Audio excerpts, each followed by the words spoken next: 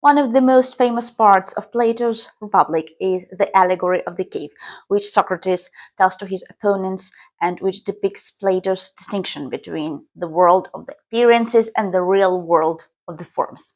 Let us get acquainted with this story together to get closer to Plato's worldview and to learn new fine vocabulary.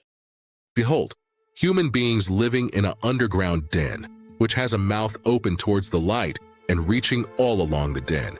Here they have been from their childhood, and have their legs and necks chained so that they cannot move and can only see before them, being prevented by the chains from turning round their heads. Above and behind them a fire is blazing at a distance, and between the fire and the prisoners there is a raised way.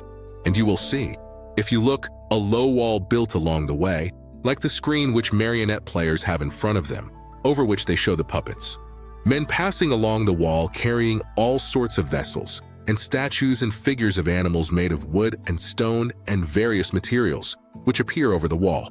Some of them are talking, others silent, and they see only their own shadows or the shadows of one another, which the fire throws on the opposite wall of the cave.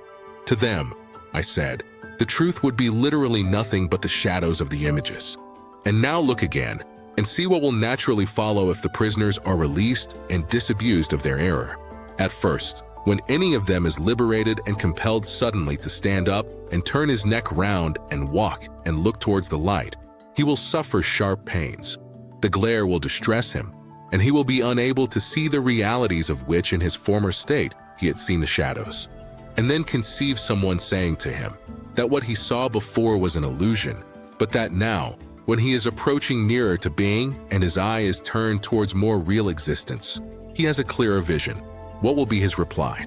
And you may further imagine that his instructor is pointing to the objects as they pass and requiring him to name them. Will he not be perplexed?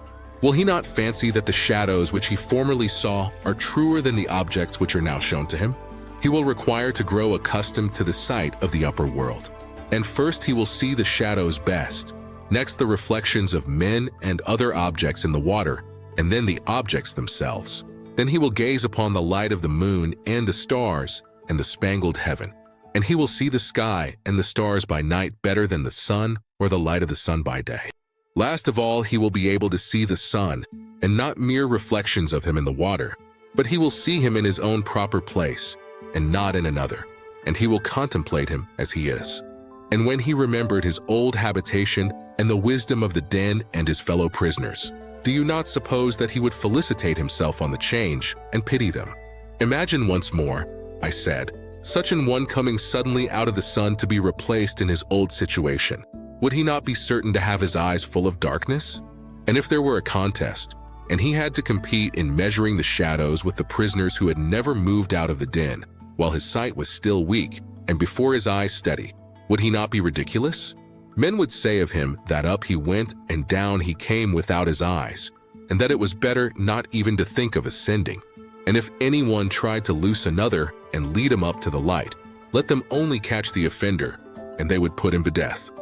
Here are some words for this story. To prevent, to stop something from being or someone from doing something. Puppet, a toy in the shape of person or animal that you move with strings or by putting your hands inside. Vessel, a carved container that is used to hold liquid. To disabuse, to cause someone no longer to have a wrong idea. To compel, to force someone to do something. To distress, to make someone feel very upset or worried. To conceive, to bring a thought or idea into being, imagine. Perplexed, confused because something is difficult to understand or solve. Gaze, a long look, usually of particular kind. Spangled, decorated with small pieces of shiny metal or plastic or wearing clothes decorated in this way. To contemplate, to spend time considering a possible future action or to consider one particular thing for a long time in a serious way. Habitation, the act of living in a place. Steady, happening in a smooth, gradual and regular way, not suddenly or unexpectedly.